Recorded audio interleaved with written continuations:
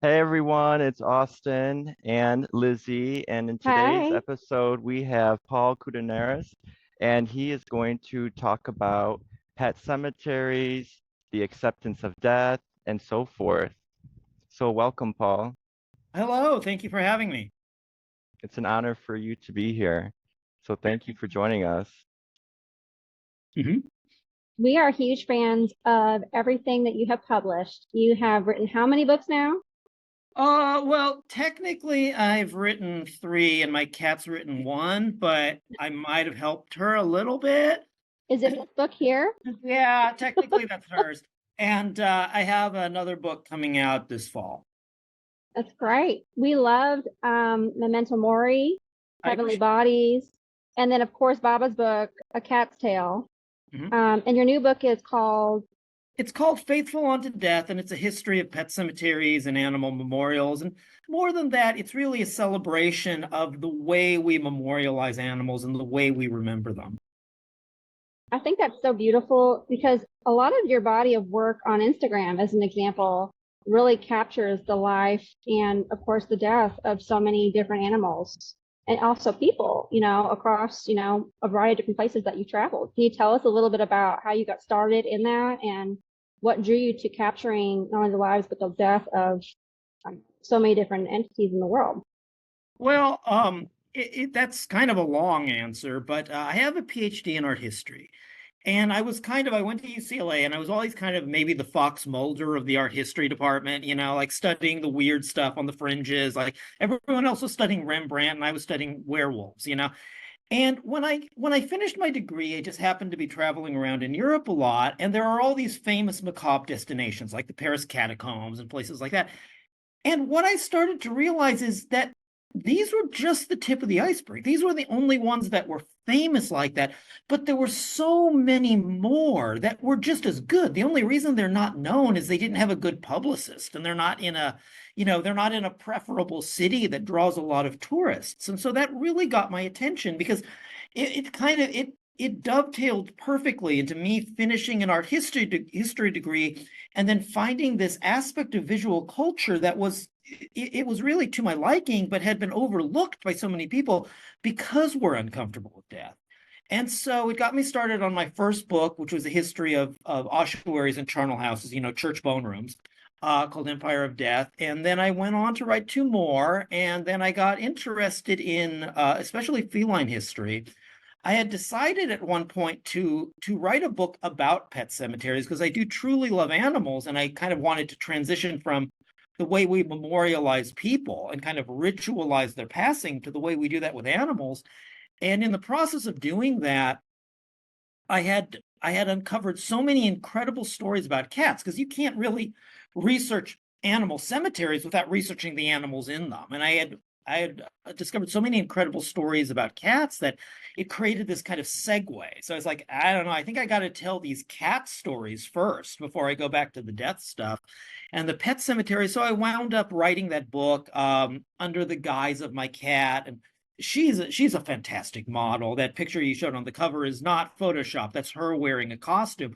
So for a couple of years, I lovingly made all these costumes for her, and wound up right. That's her, and wound up doing a book under her name, kind of telling history from a feline perspective. And then I transitioned back to where I was going, with the death stuff, but with this particular focus about animals and how we memorialize them. They play this incredible role in our lives. They are members of our family, yet culturally, they're not really allowed to die as family members. It's why the passing of a pet is so difficult for so many people, because there are rituals of closure when a human dies. There are socially acceptable ways of saying goodbye, but that doesn't exist with animals. And so I wanted to write a book about how they've been memorialized and about how And we create tributes to them. Lizzie, could you hold it up again, that Yeah, picture? absolutely. Let me pull. This is one of the photos from your beautiful book. And there are books, and then That's there are gorgeous. your books because I appreciate that. I'm Can not you hold it kidding. closer to the camera, Lizzie? I just want to make sure the audience gets it. Let me pull it one more time. Here we go. This is Baba the cat. It stands for Baba Ganoush, right? That's right. Oh my gosh. And you have so many unique, this is the book if you want to see it. It's called A Cat's Tale. You published it in 2020 and you've Yeah. published so many other books. But all of your books, Paul, and I have to just tell you, I'm a huge fan. They're stunning. They're beautiful. They're beautifully illustrated, and they're all with photos that you have diligently taken and edited and incorporated into all of your books. The design is incredible. The materials are beautiful. There are books, and then there are your books. That's why I say that, because they're impeccable. I appreciate you saying that. And I people have to realize that, as the author, I can only do so much. You have to work with the best people. And it's something that people don't understand, the extent to which a book is a collaboration, because, for instance, the forthcoming book is designed by the same people who designed A Cat's Tale, and it's a very beautiful book. I made certain when I signed the contract with the publisher, it's like I'm getting the designers that I want. A book really is a collaboration. We don't think about it. We really only look at the author's name, and the designers don't get credit, and they're so important. If you enjoy a book, thank the designers. Thank you so much for sharing that, because it takes a lot, to even publish. And you're right, it does take a little bit of a team to get it, embodied. One of the things I really appreciate, not just in your books, but is also incorporated in your catalog and Instagram. You have a story. You have a beautiful way of writing and really telling stories that humanize everything from felines to different, unique stories from history. Tell us a little bit about how you come up with, these storytelling techniques, and who was really the first one that really got you going? Well, Just starting the catalog. I appreciate you saying that. And it's funny because I used to really rebel against social media and kind of dislike the style of writing that goes on there because it is so abbreviated. But the funny thing is, I think actually Instagram in the end made me a better writer. It taught me to edit very concisely, to kind of, because you're so limited, that it taught me the need for coming up with the kernel of the story and exposing that kernel and using the words around it to give them meaning and to give them impact. It's funny also because Instagram you're kind of discouraged. If you look at like all the social media experts, they'll tell you it's like don't try to tell stories. Don't do lengthy captions. It's all about the visuals.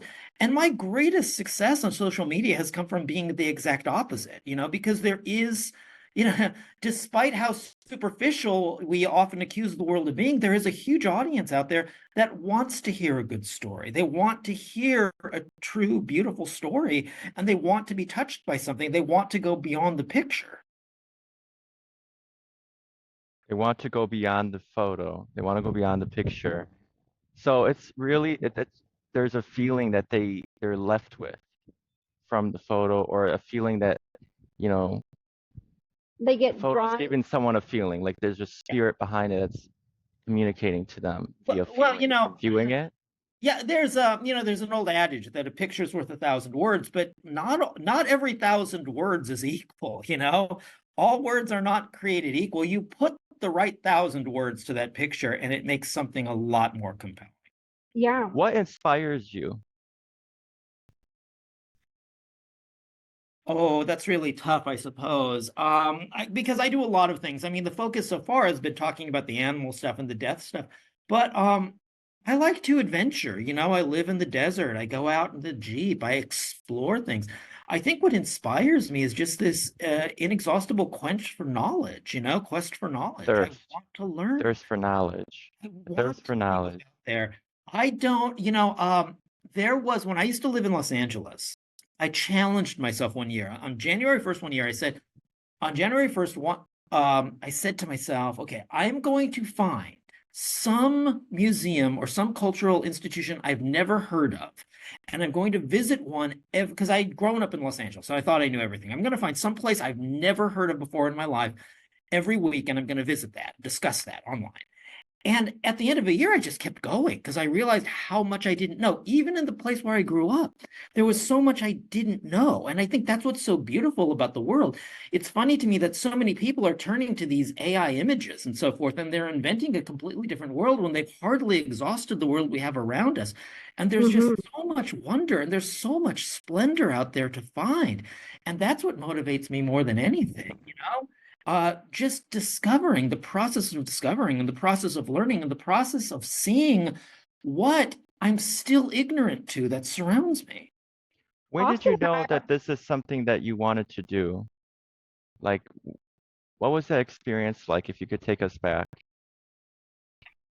Just wanting to learn. I suppose I've wanted that all my life. There was no, if you're asking me, was there one eureka moment when like the light bulb went on and I said, oh, that's it. I just really want to spend the rest of my life learning and understanding and exploring. There really wasn't one. I think it's a slow process over time where you finally, this rather than a eureka moment, the scale finally just tips and you realize it's like, hey, I went from thinking I know it all to realizing I know almost nothing and I better learn and I want to learn and that's my joy. Oh, wow. Austin and I are huge animal lovers. And one of the things that I think is interesting is that you bring your kitties with you on some of your adventures. Well, How did that come to be? Yeah, I bring one of them. Bring Walter. Where is Walter? Walter, come here. Say hello. Let's go. Bring Walter to the camera. Walter was my pandemic cat. You know how a lot of people wound up adopting an animal during the pandemic.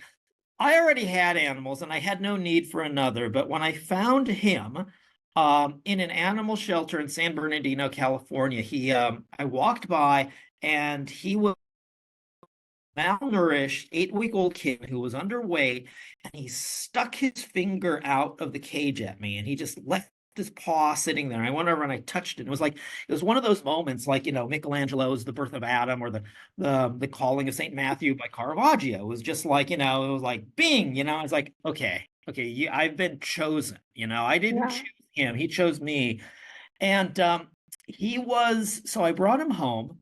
He was for a cat, he's a lot like a dog. He likes to tag along, and he was just always following me around wherever I went. And so one day I was leaving because during the pandemic, I was living out in the desert and I had a Jeep. So pretty much every day I was just going out and exploring, looking for ghost towns and abandoned places and abandoned mines.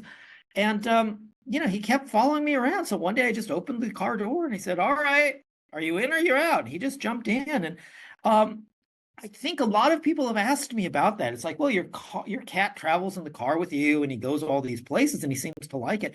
That's the secret. You have to get them started very early. You have to get them started young and they get over it because cats become habitualized to a lifestyle. And if you keep them in the house for too long a period, they get very uncomfortable going out there because that becomes their territory. And so, as far as he's concerned, his territory is the entire world. He likes learning and exploring as much as I do now because he became accustomed to it when he was young. If you keep them inside for too long, all they know about going out in the car is that they're going to the vet, and they don't like that. Yeah. For him, it's an adventure. It's let's go, and he just sits down on my lap. I remember when again, during the pandemic, when we started going out and exploring, when I would drive home, there was this roadside pullout where these tamale vendors would sell. And the tamale vendors would get very excited when I'd come up because of him, because of the cat. They'd wave to the car. They wouldn't be waving to me. They'd be yelling, hello, Walter. And they'd be yelling to the cat. And we'd stop and get our tamales and go home for dinner. Oh my gosh. I have a question. And it's like I'm thinking about like the different demographics, different religions, like Palo Mayombe and Congo, where they use human skeletons for a lot of their rituals, and if we were to put ourselves in their shoes, this is a very sacred thing for them. Yeah. And then also looking at Hinduism, I forgot the name of it, there's a certain section of the Shiva worshippers that use ashes. Yeah. Where because in a lot of the Hindu practices, they cremate their loved ones, deceased ones, and they put them on the Ganges River, and they cover themselves, use not everybody in Hinduism, but Yeah, certain the sections, just so everyone understands. Yeah. yeah. They in the ash, it's a very sacred thing. It's not a disrespectful thing in their eyes.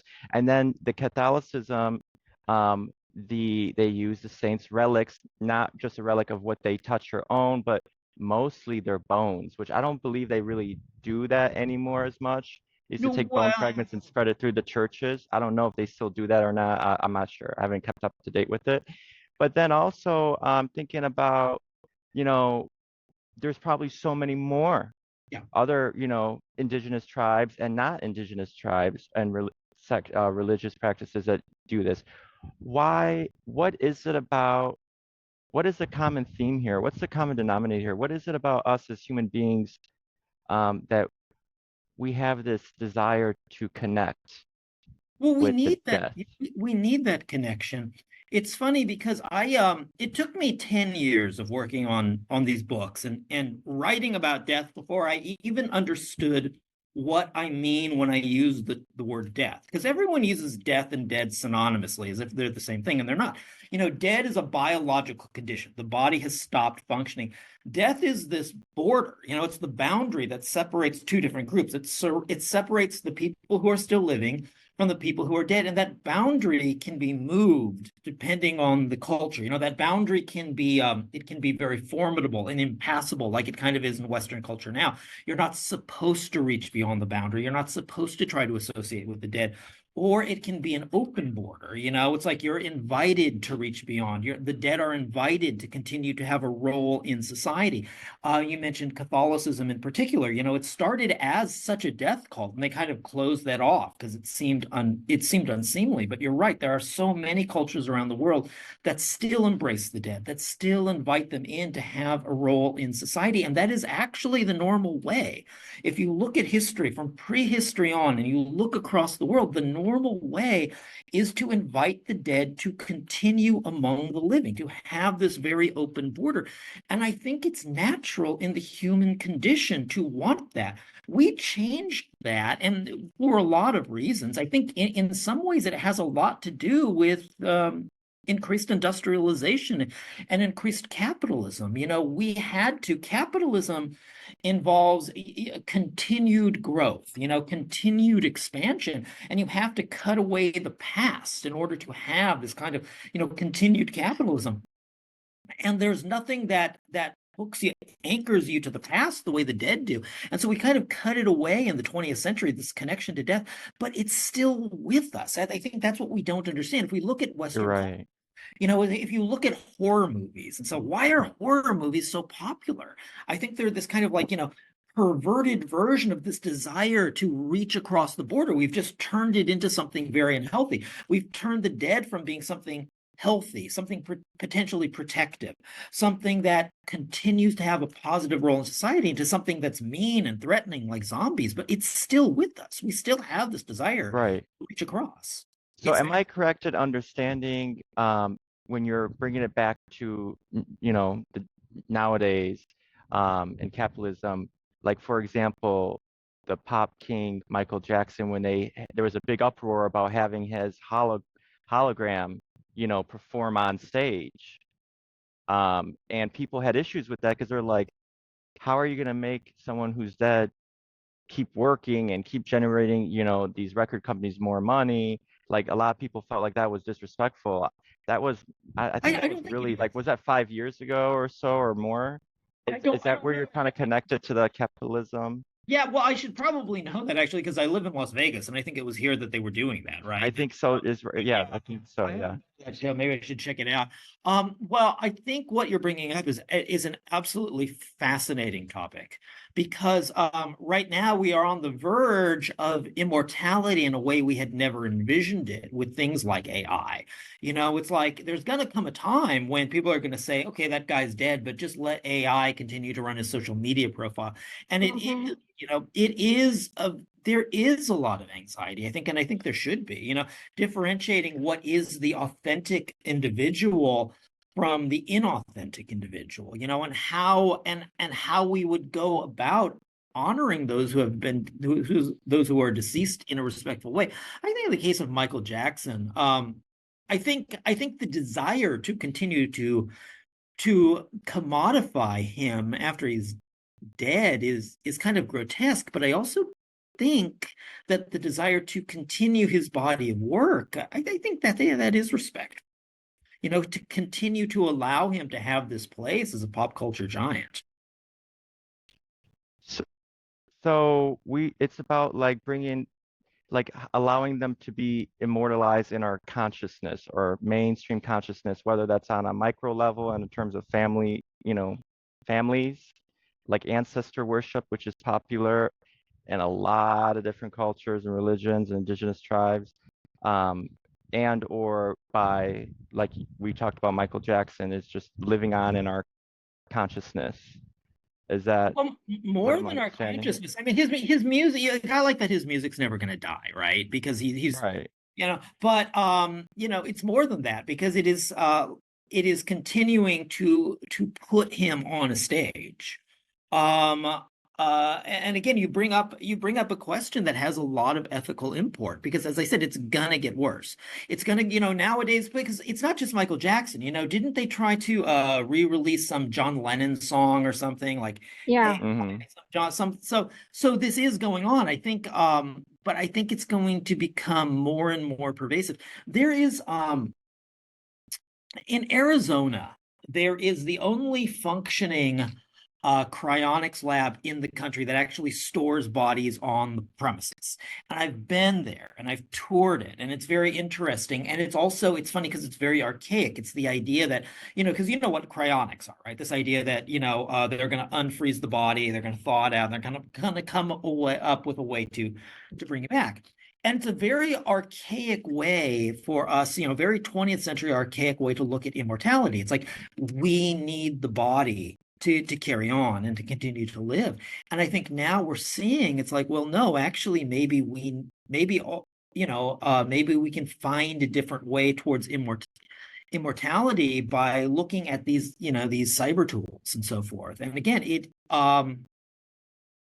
it is an ethical concern, and it brings up the question is what does define consciousness? What does define living on? I know when I went and I toured that cryonic facility, they said they ask people, it's like, okay, well, if we can't revive the body and the process of bringing you back is more a process of it becomes a process of taking the information stored on your brain and then downloading it into a memory card and then basically creating an android or something. Are you okay with that? And some people were okay with that and some people were not. That's a consideration I've never had with regard to life, because in my life I've always kind of accepted my fate. At some point in this timeline, I'm going to exit the timeline. Right. And it's also a question of whether you believe in spirit. If you look at the body as if you look at existence and you look at the universe as something that is completely mechanized, right? The ultimate clockwork universe and God, the ultimate watchmaker, then you probably have no problem with coming back in a computer card. Because that's essentially what existence has been. But if you believe in a spirit, I think that's the wrong way of going about it. Wouldn't you want to transition? Wouldn't you want your body to go on to whatever the next state is, which would be its natural progression? And that is kind of we really talk a lot about nature on here. We always get into that. It's always at the root of everything that we do on this podcast. It's so funny. Often I have experienced that so many times, where it always comes back to that root. You talk about death being healthy and, the acceptance of death, utilizing different rites and rituals and embracing the dead and allowing them to be a part of the society and the world that we live in today to honor them. What are some of the most unique rites that you have seen as you've gone on your travels? Well, I will be going back to Indonesia in August for a festival that I'm very fond of, that I was able to go to once before in Tanah Toraja, which is the Menene. If you're familiar with it, it's when they take the mummies out of the tomb and they redress them and they kind of walk them around the village and they kind of, get them up to speed on family life. And I was probably the first person who went down there and brought back a bunch of pictures that became popular online. It was funny because I watched how those pictures were transformed, because I wrote an article, I put these pictures online, and I talked about what was really a very beautiful ritual of ancestor worship and bonding with these people who had passed on, to show the dead that they're still a part of family life, to redress them, to reintegrate them into the village, and then to put them back into the tomb. And I watched as slowly, these pictures traveled around, and my captions got replaced by other captions and other headlines until it became something like, zombie attack in Indonesia. And people were, taking these pictures of people like standing across from a mummy and turning them into something threatening, or, when in fact it was something really very lovely.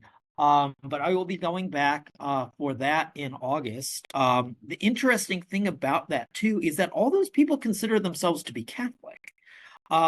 It's a very different take on Catholicism, but we had talked about Catholicism already in this discussion, and how it really is to a large extent a death cult. Maybe that level of ancestor worship is more traditional than a lot of the Catholicism that's being practiced today.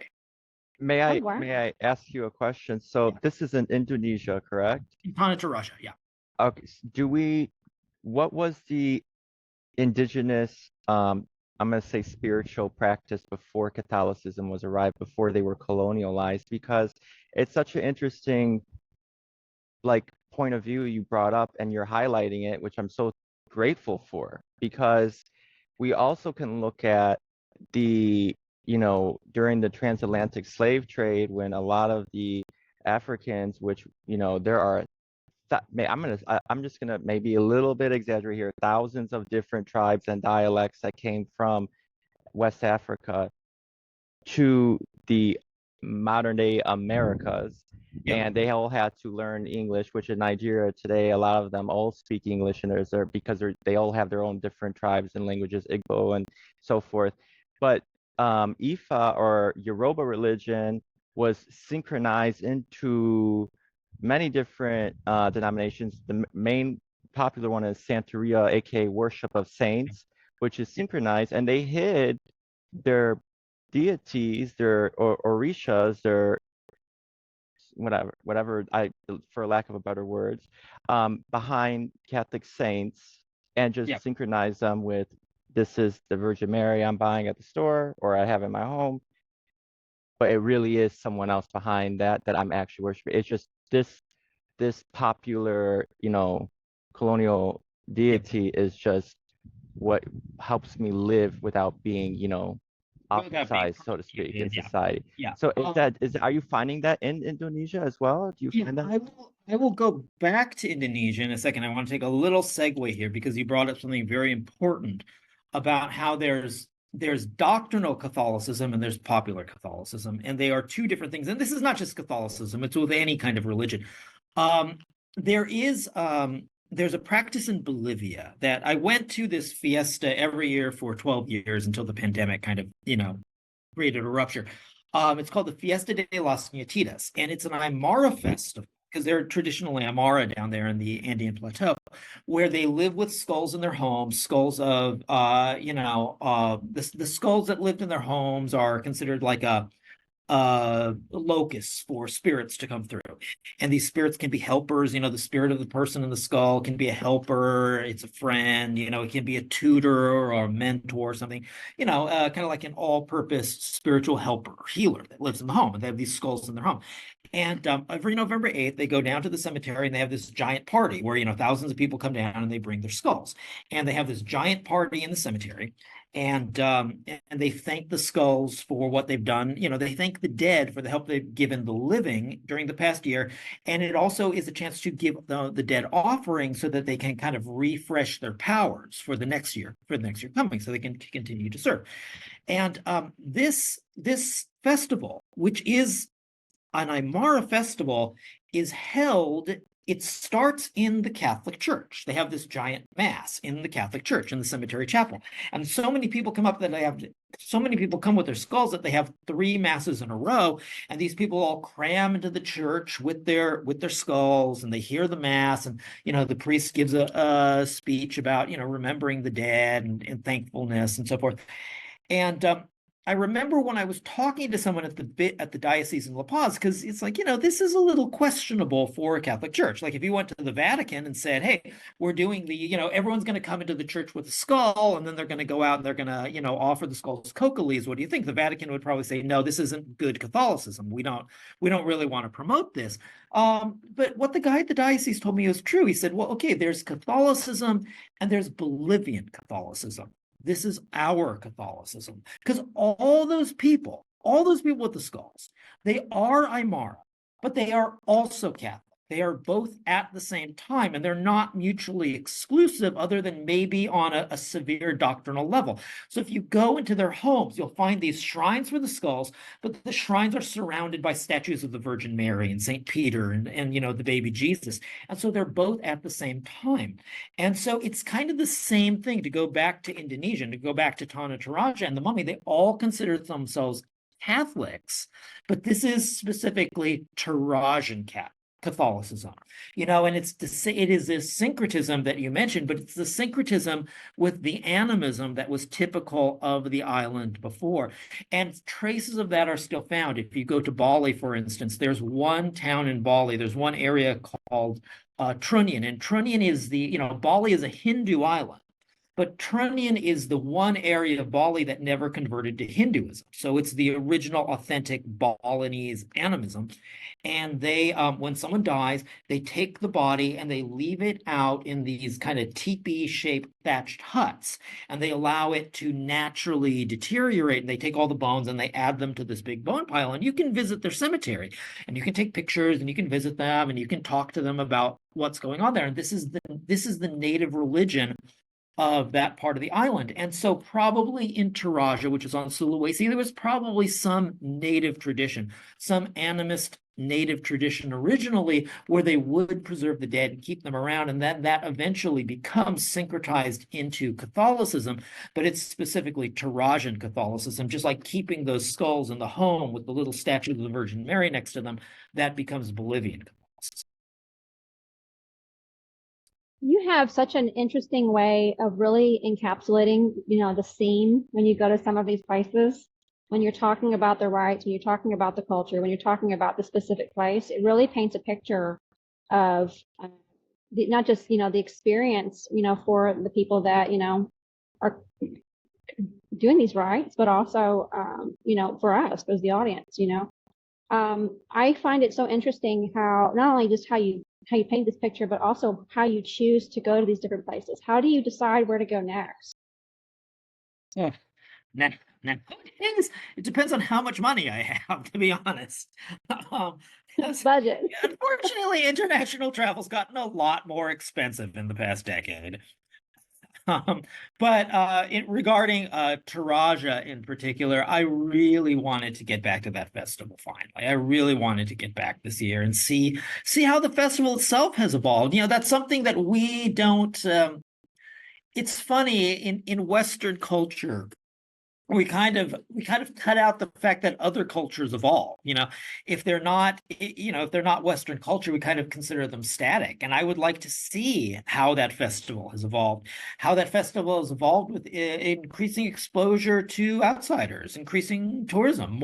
I know more journalists will be showing up. Has the feeling, because when I was there before, it was me, 2 people I had gone with, and a couple other Westerners, and that was it. That was all the outsiders who were there. And,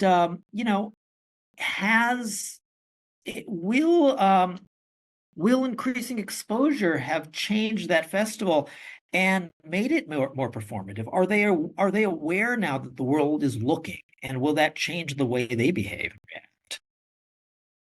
Yeah.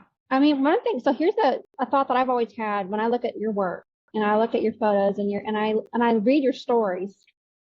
I always wonder, how is it that you get so close to these societies? Are you welcomed in?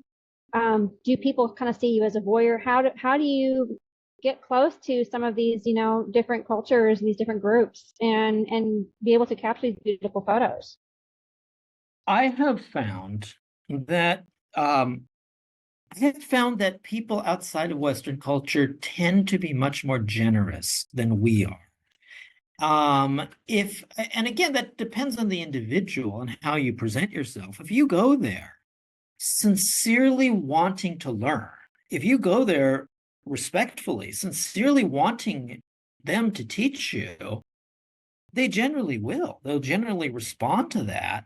Um, I remember being I remember being in Indonesia and wanting to go to someone's house where they had some mummies and learn about the mummies and how they were protecting them and how they continued to consider the mummies members of the family. And going to this guy's house, and the guy looks at me, he's like, "Where are you from?" And well, this was through an interpreter, obviously, because they don't speak Indonesian. But yes, the interpreter, where are you from? And I told him I'm from Los Angeles, and his eyes got all big. He's like, "Oh, you mean Hollywood?" And it's like, "Yeah, Hollywood." He's like, "And you come here to see this?" And I was like, "No, because you don't understand. What you have is so much more valuable than anything I can find back home. This is what I want to learn. You don't want to learn from Hollywood. Trust me, we want to learn from you."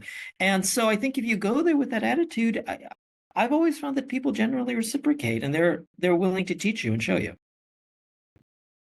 That's a beautiful thing to share with us. That there are generous people in the world that are willing to share their information. If you're willing to learn, you're willing to be respectful and to go, sincerely. I think that's great. I think far more generous than we are with it because, again, to go back to capitalism, we have created a society where the biggest commodity now is, it's not some industrial product, it's just information, right? Information is the biggest commodity. But if you go to some of these other cultures, they are not information brokers the way we are. Information should be free and easily and readily shared. That's right. It should be. And it's like it goes, you're right. Knowledge should be free because in those other societies apart from the West, and now I don't want to completely generalize the West because there are a lot of people who do live in America and they are practicing indigenous faiths, going back to their ancestral roots. And I have come to learn that and accept for my own life is that I am the ancestor of tomorrow.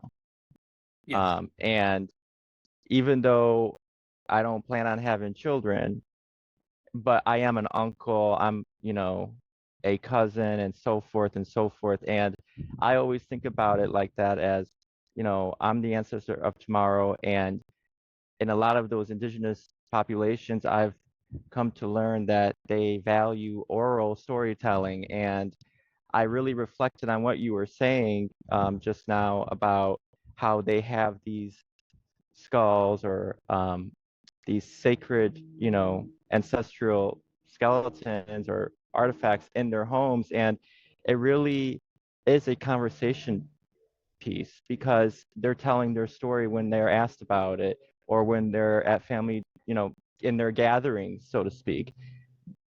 It's that orature that we're lacking in the West too, because of scriptural stagnation. Well, also, you bring up a great point, which is we don't want to generalize, and we do it all too often, unfortunately. Not everybody in the West is kind of like, don't talk about death, don't think about death. We're doing it right now. So there are plenty who will. And not everybody, if you go down to Bolivia, has a skull in their house. And there are a lot of people in Bolivia who think it's like, oh God, those people in the skull in the house, they're giving our country a bad name, So, you don't want to generalize. It's just that some places tend to be a little bit more one way and some a little bit more the other way. But yes, by generalizing like that, we're cutting out the subtleties within society. It allows us to make the discussion simple and straightforward, but we're cutting out the subtleties. There is so much courage, love, compassion in a lot of your stories. And I think it's rooted in the individuals that you describe and the story that you tell about them. And it's not even just for people, it's for the animals. I cannot tell you how many stories I have read on your Instagram that you really encapsulate or extrapolate on, the love that someone had for a pet, or even for roadkill. You do roadkill memorials. Can you tell us a little bit about that? Yeah, it started about 4, maybe 5 years ago. I was driving on a highway out of Joshua Tree, and I stopped because this coyote had been hit by a car. And it was a beautiful young coyote, just the most beautiful coyote you've ever seen. And he was just lying there dead on the ground. He had just died right on the roadside. And I wish there was some way that I wish there was some way that I could preserve his memory, so other people could appreciate the beauty of this creature that was dead. And I kind of drove on thinking about it.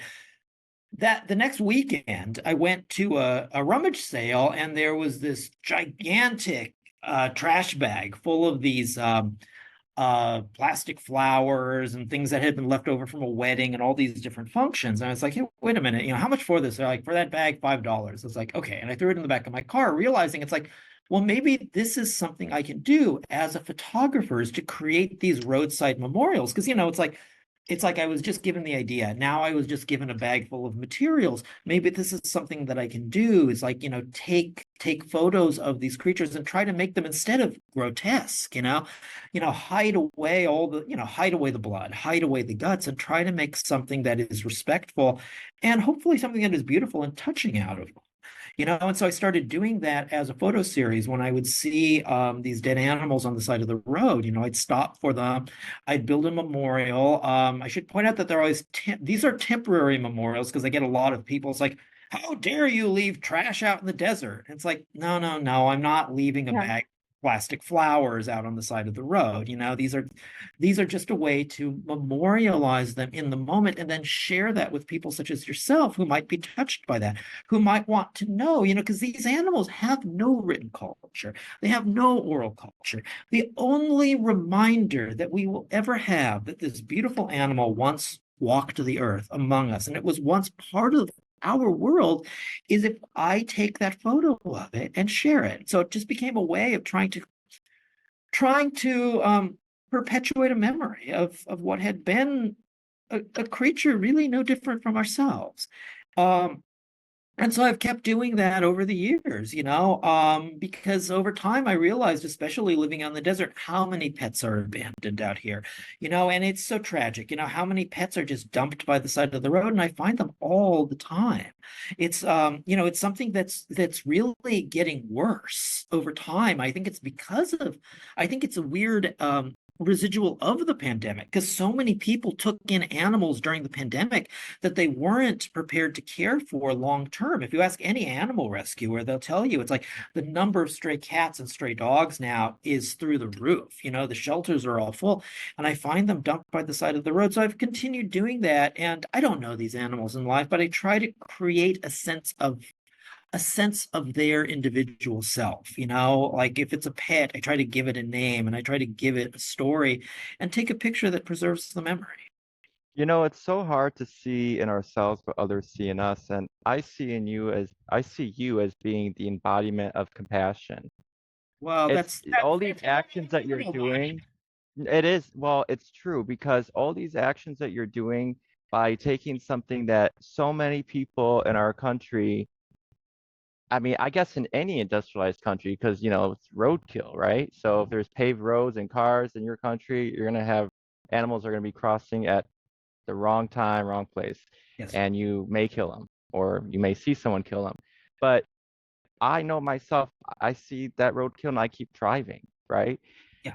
I never thought in my heart, never crossed my mind, let me go pull on the side of the road and pick up this roadkill carcass and bury it and memorialize it into something that other people that come after me or during my lifetime can see it, recognize it, and be like, wow, I can appreciate that, right? So that's It's very compassionate for something that has no value to you. It doesn't has no value to the rest, I guess, majority of people driving down the road to see that roadkill. To me, that is compassion. That's a very strong act of being a compassionate person for something that once lived, that had a soul, animate that physical form. Well, How would you want to be memorialized? oh God, it's funny because I get that question all the time, and I wish I had some great answer for it, but I don't, because one thing. So I think first of all, if someone has a wish for a way to be memorialized, that is the way. That is the way they should be remembered, and that should be done on their behalf. But I also very firmly believe that the way we treat the dead, that we treat the dead for the living. It's that we treat the dead to serve the living, because I do very much believe that once the spirit has left the body is basically an empty envelope. So I've always said that the way I should be memorialized is the way my friends want to. So I would say, like, take a vote. Whatever you want to do. You want to put me in a suit of armor, put me on a horse and spank the horse and send me off through the desert until I fall off somewhere. Well, so that is, honestly, I wish I had a great answer, that I had some, like, plans for a giant funeral pyre somewhere. But I would say the way I should be memorialized is the way that my friends will best remember me. But I wanted to say something, Austin, about the roadkill. That is interesting.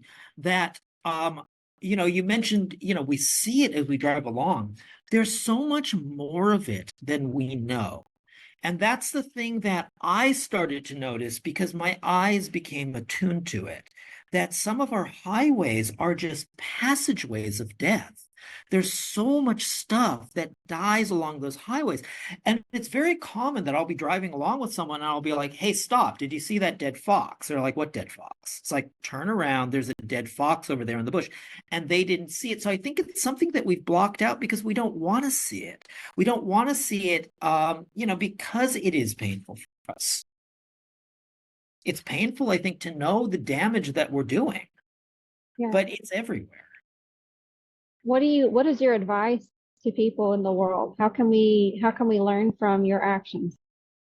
Oh, again, I wish I had a great answer for that, but I don't think it's my place to advise anyone.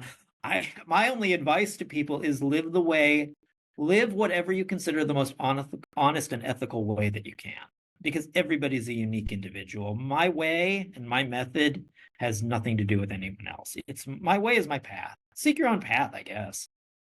You're a very unique person, Paul, and you're also you're very cool. Oh, thank you. You have a cool house as well, and you have cool kitties.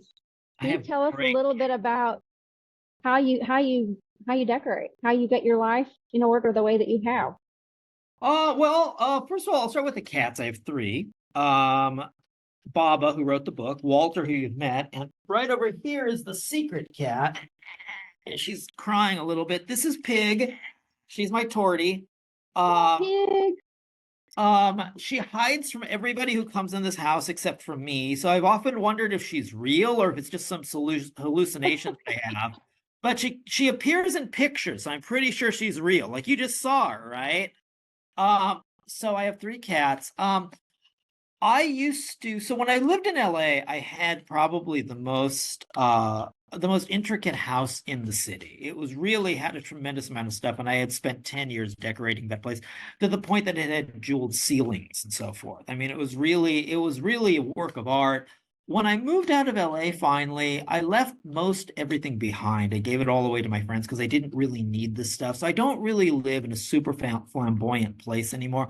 What I do have here, and I'll turn around and show this to you. So I'm living in Las Vegas right now. And do you see these dogs, these white dogs in the back of the picture? Oh, wow. Okay, yes. So those are mannequin dogs that came from Caesar's Palace. And Caesar's Palace had a boutique, and they had all these super expensive, super high quality dog mannequins that they had ordered to wear, like $10,000 dog sweaters or something. And eventually they gave up on this pet boutique, and I wound up acquiring all these dog mannequins very cheap from them. And so what I'm trying to do right now is I want to take these white dog mannequins and make them like dog ghosts. And since, I'm into this pet cemetery thing, create like a little like mini pet cemetery in my living room with these. It's like the living dog ghosts and stuff that kind of like come up out of the graves, but that's still a work in progress. But I really love these dog mannequins. And so I'm not, everyone's like, are you going to paint them? I was like, no, they're white. I want them to be little ghosts. I want them to be these little dog ghosts sitting all over my little cemetery in my living room. So that's Speaking so of, cool. Yeah, go I'm ahead. sorry, Lizzie, go ahead. Well, Austin and I were actually really fascinated with something you just brought up, ghosts. So Austin actually shared this with me. I didn't know this about you, but you've done a lot of research on demonic cats and sex ghosts. Yeah. Oh, yeah. Can you tell us a little about that, kind of like segueing from the Yes, cemetery yes. in your house? Sure. Okay, so, well, first of all, the most problematic term here is ghost, because there's no single set definition for it. I don't know if I even believe in ghosts, certainly not in a pop culture Casper the Friendly Ghost way. I believe in spirits and, residual energy and so forth. And you can call that whatever you want. You can call it a ghost. When I've done those talks about what I call sex ghosts, I use that term for everyone else's benefit. I use the term ghost, but what that refers to is when I was working on, well, okay, to back up a little bit, when I was working on my first book, the one about charnel houses, you can't visit however many rooms full of human skulls and bones that I visited, like over 100, without hearing a lot of ghost stories, because somebody is eventually going to tell you, it's like, hey, did you know this place is haunted? And they're going to tell you some story. And the thing that was interesting to me about that is that a lot of them, if you probe far enough, a lot of them have erotic overtones to them. A lot of ghost stories are actually extremely erotic, but people tend to not tell those stories, or they change those stories because everyone's going to think it's crazy, but if you look back through the history of ghost stories, you're going to find a lot of stories that are highly erotic, like, sensual sounding or involving some kind of erotic contact. And then if you kind of expand the discussion from ghosts into the ancient world where they didn't have, they didn't call it ghosts the way we know it, you're going to find a lot of things that sound like ghost stories that are highly erotic. They just called them something. They didn't call them ghosts. They called them gods. If you look at, for instance, the story of Zeus and Danae, the story of Zeus and Danae. Okay, so Danae was this beautiful maiden who was locked in a tower by her father, who was a king, who didn't want any man to touch her.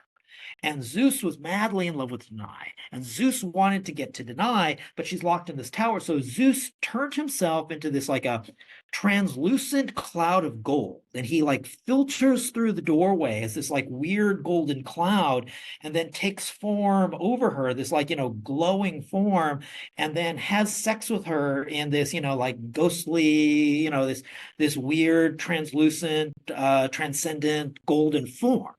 And to us, this is an erotic ghost story. This sounds like a haunting story. This doesn't sound like the work of a god. This sounds like, in modern terms, this sounds like a ghost story, and it's a sexualized ghost story. You know what I mean? And if you think of, say, Teresa of Avila, the famous Bernini sculpture of Teresa of Avila, and she's like kind of got her frock open and the angel standing over her with a spear, and he's going to stab her in the heart. Okay, so if you know the original story of the vision of Teresa of Avila, she said that some spirit had appeared to her. It was this like glowing, translucent form had appeared from this weird amorphous translucent form, and it plunged a flaming rod into her innards, and it entered into her innards. And this is a girl who's a nun. She's a virgin nun, right? And it created this strange pain that was very painful, yet she didn't want to let it go. This is this incredibly orgasmic image. And so that's what Bernini's sculpture is based on. It's kind of like he had to change it, because it's like, okay, this sounds like a young nun who's having sex with an angel, or who thinks she's having sex with an angel, is having a sexualized vision. We have to change it. So it becomes this angel like plunging an arrow into her heart to bring enlightenment. But the original vision, again, it sounds like a ghost story, and it's very sexualized. And so when I talk about sex ghosts, what I mean is really this kind of like body of mythology that extends from the ancient world, when they might have called them gods or something else, gods or angels or devils, or incubi and succubi, which is also the same thing. If you get into the incubi and succubi literature, it tends to sound like ghost stories more than it sounds like the work of a demon. All the way up through, modern times, where, we will have, in fact, many celebrities have reported sexualized encounters with ghosts. So that's what I mean by the sex ghost stories. And it's just, people tend not to talk about them. But it's funny because whenever I've done that lecture, because I turned it into a lecture, and whenever I've done that lecture, I always have people come up to me at the end and say, I'm glad you did this because, and they'll tell me about a sexualized haunting story that they had. So it's still very, very common. It is Why? very common, Go ahead, I'm sorry. because it's okay. It is very common because once again, it's so interesting to watch how and I have fallen into this myself of just drawing things from European culture, mythology, but thankfully I've gone through experiences in life that I open up my eyes to the beauty and the rich tapestry of the African continent. And there's so much to draw from. For example, there's a religious section called Mamiwata Mhm. worshippers, and Mamiwata, and it means mother waters. Anyways, they have many to this day, many people, and in their past history, in their culture, who describe spiritual marriages with her where in some forms she has sexual relations with Yeah. people, and these people have to keep it secretive. I'm not sure where the secretive part came from. Maybe that's been included as part of the occult, which means hidden, Yeah. tapestry woven into it. We don't know that part, but because obviously we know about it now for thousands of years, and to this day people are talking about it. And it's just so interesting to see that, and how there's that common denominator once again of, Greek mythology, like you brought up, Nordic. I mean, there's so many. And then going into the Christian Catholic realm, just tapping into it a little bit, dipping our toes into it, of the saintly encounters that you brought up. There's no, I guess it's really taken away the shame, the stigma of sex, which is part of our being as a human physical embodiment, right? And just saying this can be a spiritual experience as well. I guess in ancient Egyptian culture, and their, magician, their embracing of magic and the occult, they would have a lot of spells that during sex and orgasms, they would send that energy out, right? Yeah, and and you mentioned Africa. In South Africa, they have it too. They call it a tokolosh, and the tokolosh it's pictured as this kind of like it's this kind of like a dwarven demon thing or something. But he wants Hmm. sex, And in some areas, women were told they should put their beds on blocks, to prevent the tokolosh from jumping up on the bed. When people Sounds have like you can't jump high, huh? yeah, I don't know how high His a tokolosh ligaments don't work that well like a cat. Sorry. but people have asked me, it's like, okay, but why? Why would a ghost want sex? And all I can say is, well, do you believe that a ghost is the residual energy of a living person? And if they say yes, I'll say it's like, well, then why wouldn't they want the same things in death that they wanted in life? You know, if you have the residual energy of someone still present and that person enjoyed sex, why wouldn't it continue to want sex or enjoy sex? That's Do you right. think it's also about like a lot of these stories, they tend to involve ghosts attacking women specifically? Do you think it's because they're like seeing women as like vital or like as fertile entities and they're taking the life force from that? Like, is that another component to that? That actually, that was so that gets into something else. That's actually part of the medieval explanation. Because back in medieval times, they were very concerned about, well, not quite medieval, really, more 16th, 15th, 16th, 17th century, where they really got into the incubi and the succubi. And that was the explanation for the incubus, was that the incubus was trying to steal the woman's ability to have an orgasm and then pass it on to the devil, and because so the devil could enjoy the orgasms himself, and then they would pervert, they would kind of pervert the seed, and then the incubus would inject it back into the woman, and this is where you'd get these monstrous births or something. That was the explanation for it, but it was like stealing the power of the orgasm. Mm. That's the medieval explanation, correct? Or viewpoint. Well, medieval or more like yeah. That just Let's sounds call it like a late Renaissance. colonization of Christianity when it came and tried to demonize so many things and so many practices. I'm just wondering because I'm just so skeptical whenever I hear about demonization of any other culture. Yeah, I'm sorry. What was the question? No, it was more of, I think it was more of a statement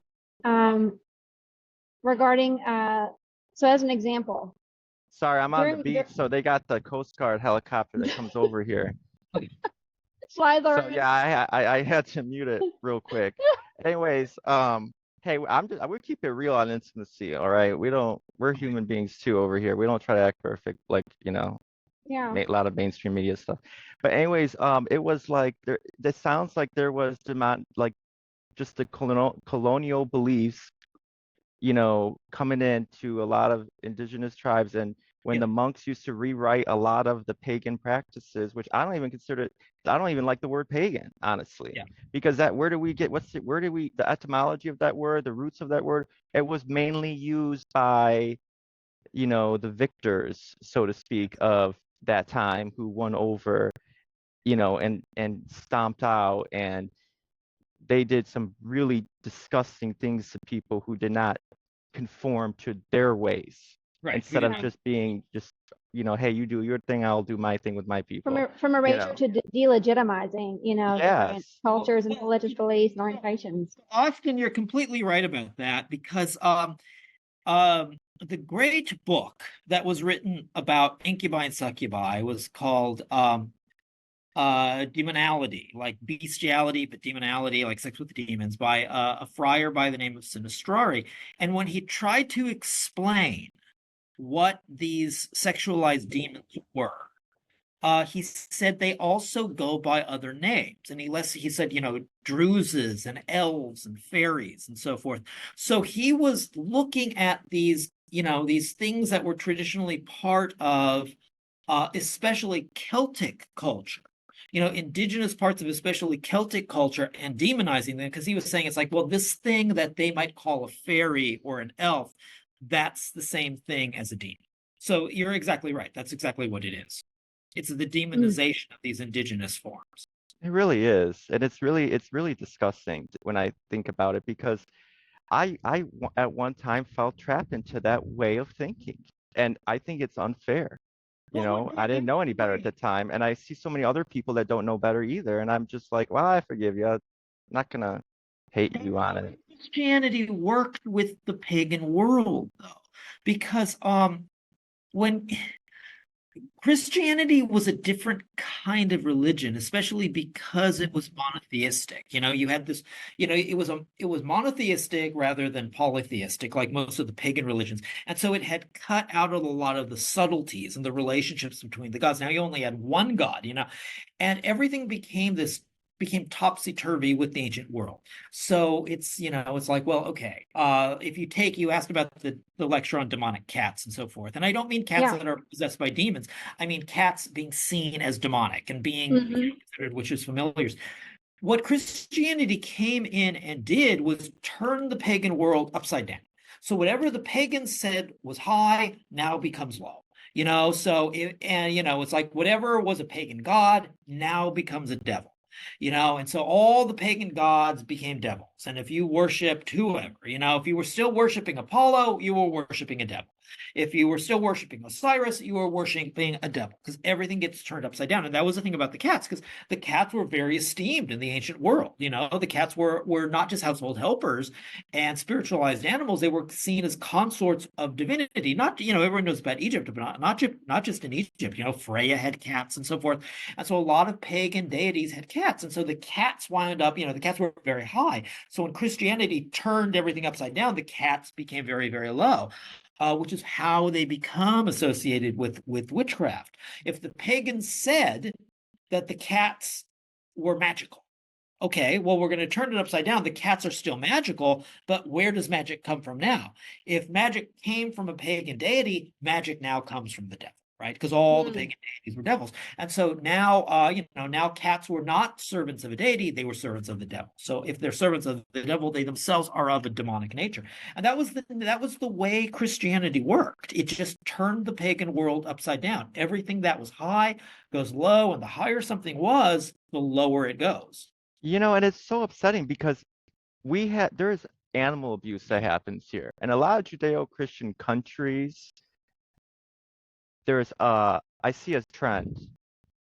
Pollution of the environment, can't drink from the river water, and a lot of animal abuse for no reason. It's not because people need to eat it because they're hungry, we're gonna go kill, whatever.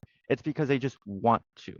Now, if we really think about it, and if the Christians stop the bullshit of just like, well, yeah, because that's the devil, and that's the spirit world warfare. No, I guarantee you at that time, people respected animals, cats, dogs, because they had that deification of it.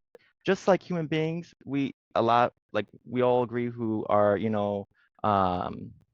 dualists, so to speak, believe in the material world and spiritual world, that we have a soul, right? So that's a little deification as well, because we have an immortal soul that's animating this physical body.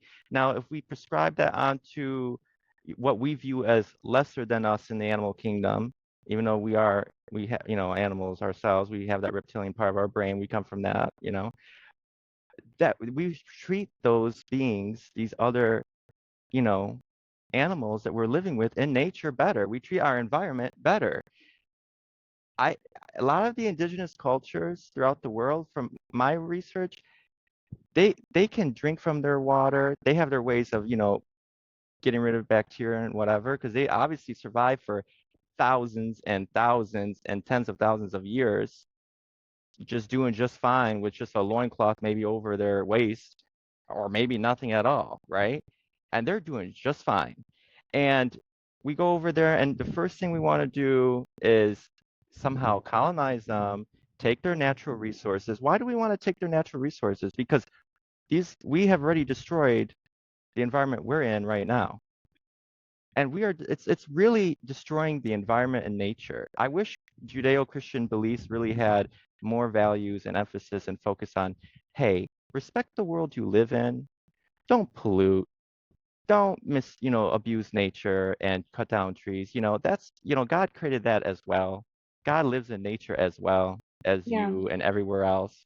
It's just more of like, hurry up and die, but believe in Jesus before you die, because that way you can go to heaven.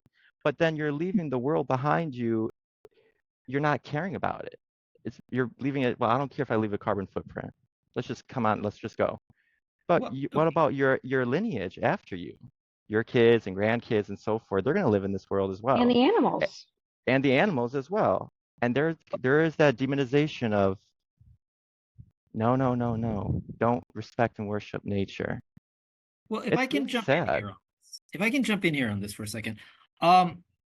You are right, because Christianity as an incarnation religion should see the entire natural world as being divine, right? If God is incarnated into all things, that all creation should be considered divine equally. The problem comes in Christianity not in the outset, when you're talking about the natural world and you're talking about the animals, because there's this maxim, which is completely untrue, that in the Christian world, animals are thought not to have souls, or something completely untrue. If you look at doctrinal sources, and if you go back to early Christianity, you go back to early Christian thinkers, all things were possessed of this logos, or this, this kind of like, this kind of divine soul. The problem comes, especially with the enlightenment. Well, the problem starts with the animals. The problem starts with Thomas Aquinas, because up until that time, because remember, like, at one time you had Francis of Assisi going out and preaching to the animals, and you had Jesus saying, it's like, preach to all creation and so forth. So no one was really against the animals, and certainly no one was in favor in doctrinal terms of abusing the animals. The problem starts to come in with guys like Thomas Aquinas, who take this very rationalistic view to faith. And it's like, and it later becomes codified with Rene Descartes, this kind of I think, therefore I am. And it's like you have to have rational thought. And Aquinas thought the same thing before Descartes, that you have to have evidence of rational thought in order to have a soul. That the soul is not irrational. The soul is this rational consequence of divine creation. And so unless you have evidence of rational thought, that you are essentially soulless. And so because, and especially to a guy like Rene Descartes, I think, therefore I am, I have to be able to articulate in order to have faith. And since animals were not able to articulate, they were not thought to have faith. They were somehow soulless because they could not demonstrate their faith, despite an entire millennia of people preaching to animals and talking about how animals were equally a part of creation. And so with the Enlightenment, which was not really all that enlightened in a lot of ways, that really opens the door to a lot of the abuses that you're talking about now. It was like, the Cartesians thought of animals as these kind of like soulless automatons. They were created by God, but they were not truly functioning living beings the way we were, because they were soulless. And so they would take, there was like this experiment that they'd show where they would like take a dog and they would put its foot on a board, they would put its paw on the board, and they'd take a nail and they'd drive a nail through the dog's paw, and they say, look how amazing this is, how it emulates the idea of pain and feeling, because it can't really feel anything because it's a soulless thing, but it's such a perfect creation of this, God's handiwork, that it perfectly emulates the idea of pain or betrayal or suffering the way a human would, even though we know it can't. And that mess, I think that's the genesis of the mess you're talking about, because that mess really wasn't that big a part of the Christian world. That mess, which really becomes bad with the Enlightenment, only starts to get cleaned up in the 19th century when you have the beginning of the animal rights movement. So we've basically spent the last century and a half trying to clean up this mess that came with the Enlightenment, which wasn't all that enlightened. And then the Enlightenment, gives way to the Industrial Revolution. And we've been trying to clean up this mess for the last century and a half. And it is a daunting task now with how impactful it has become, with how much industrialization has completely, if not eroded, natural resources, has damaged them to a point where it's very difficult to bring back life. There is a significant amount of work that must be done, not just in the physical world and cleaning it up, but also in our mentality of it.